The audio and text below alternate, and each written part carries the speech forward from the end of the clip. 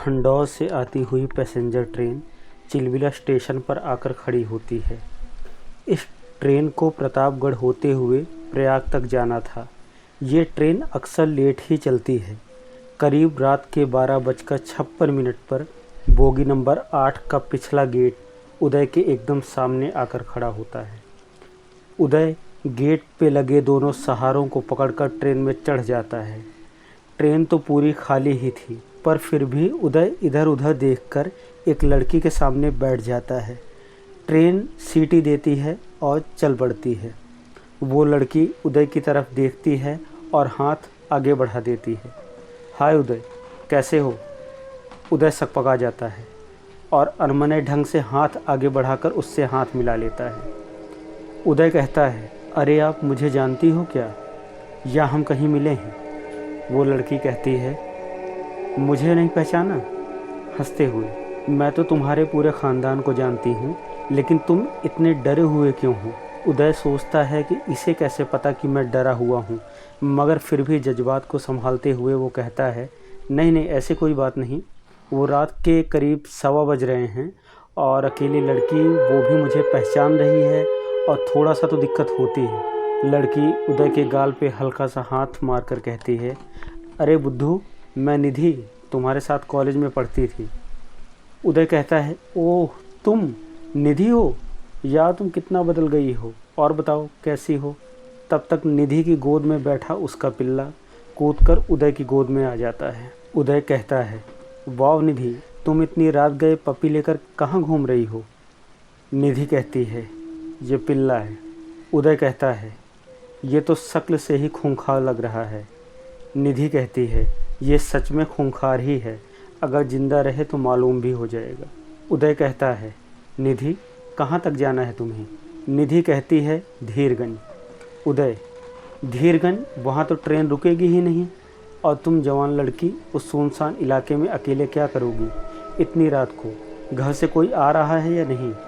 निधि कहती है, अब तुम मिल गए हो तो तुम मुझे घर तक छोड़ देना। उदय हंसते हुए, अरे मुझे अपनी मंजिल तक जाना है, भला मैं कैसे छोड़ूंगा?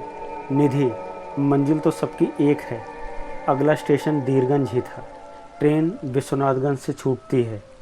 निधि कहती है, क्या तुम मुझे मेरे घर तक नहीं छोड़ोगे उदय? उदय जाना तो नहीं चाहता था, मगर अकेली लड़की वो क्या करता। वो कहता है कि निधि तुम मेरे साथ चलो, कल मैं तुम्हें तुम्हारे घर छोड़ दूंगा।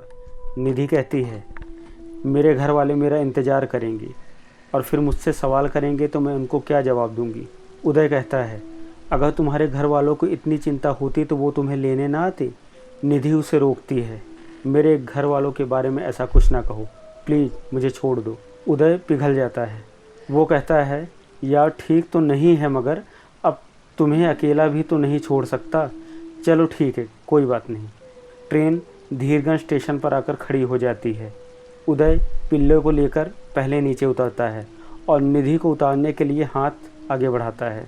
दो लोग और जो ट्रेन के इंतज़ार में थे वो उदय को झकझोरते हैं, पागल हो क्या भाई, कैसे हाथ दे रहे हो? उदय का सिर घूम जाता है। वहाँ तो कोई था ही नहीं। वो निधि निधि चिल्लाता है। दोनों पैसेंजर कहते हैं, हमको चढ़ने दो भाई। और किसको बुला रहे हो? नशा वशा किए हो क्या?